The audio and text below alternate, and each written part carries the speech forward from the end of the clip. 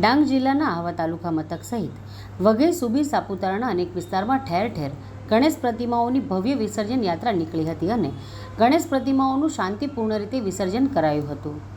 આહવાના મહાદેવ મંદિરે ગણેશ પ્રતિમાનું સ્થાપના કરાયું હતું. તેમજ ક્રાંતિનગર, કિંગ ઓફ આહવા, રાણી ફળિયા, ભાઈચારાજા, રાજા ફોરેસ્ટ કોલોની, હનુમાન મંદિર, મિશનપાડા, ઓમ સેસ ગ્રુપ અને વિવિધ ગણેશ મંડળોએ ઉત્સવની ઉજવણી કરી હતી.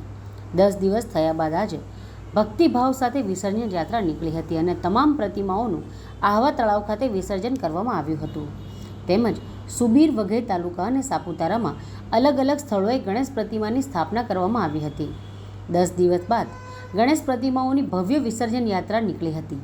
ડીજે અને ગીત સંગીતના તાલે યુવાનો ઝૂમ્યા હતા અને ગરબાની રમઝટ બોલાવી હતી. ડાંગ પોલીસ મથકના પોલીસ જવાનો અને આહવા, સુબીર, વઘઈ, સાપુતારાના પોલીસ મથકના પોલીસ જવાનો દ્વારા ચુસ્ત પોલીસ બંદોબસ્ત ગોઠવી ઉત્સવની ઉજવણીમાં પ્રશંસનીય કામગીરી કરવામાં આવી હતી.